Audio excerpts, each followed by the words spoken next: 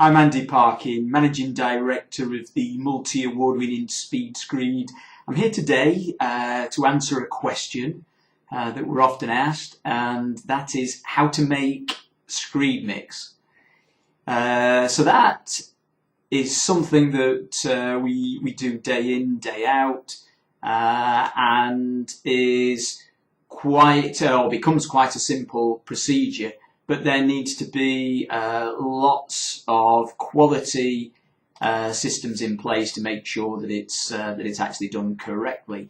But we'll talk about the fundamentals of how you should mix a traditional mix. There are many types of screed on the market today, and it would really take a long time to run through every mix, identifying how they should actually be mixed and in what proportions. So I will just concentrate on a traditional sand and cement, so a 1:4 fibre screed, which is the most used screed in the UK. So we're going to concentrate on that. So first of all, I think you've got to start with what can you mix in. Now, really, you've got kind of a couple of options, really. You need a forced action mixer. So it's got to be a paddle mixer. You can't mix free fall. That won't give you the consistency. It'll ball. You can't mix by hand. So onto a board with a shovel and mix it like that. They're not going to give you the consistency and quality that you actually need. So you've got to use a forced action paddle mixer. So that you can use a small electric unit, or sometimes a diesel. Generally, what you'll see, certainly site-based, is a screed pump. So if you're looking at a screed pump, you've got a forced action mixer within the unit. It mixes the screed, and then you press the button and it will deliver and pump into place. So that's a forced action screed pump. If we were to look at the ratio that we're going to work to, so we're looking at 1 part cement to 4 parts sand, and that's by weight. So it's the mix ratio.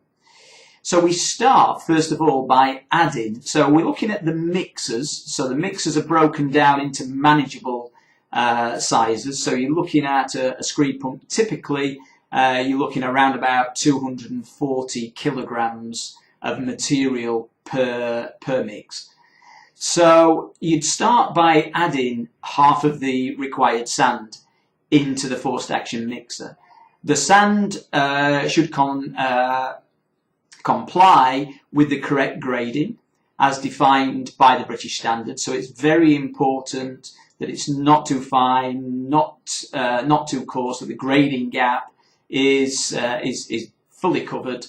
And so you need to look for a good quality sand that doesn't have silt, doesn't have things like lignite in. So you've got half the sand in the vessel, and then you would add the required water.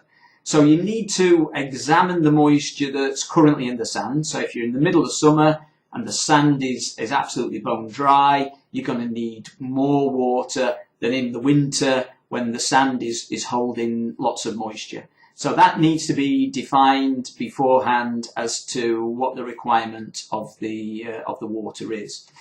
So when you've got the water, you would then add the polypropylene fibres into the water. So polypropylene fibres, we would always recommend using them. They minimise shrinkage cracking. That doesn't negate the need for jointing the screed with stress relief joints, but we would always recommend that you put the polypropylene fibres in there. The dosage is going to be 900 grams per cubic metre. So you've got your water ready. So what you do then is you would add the required cement.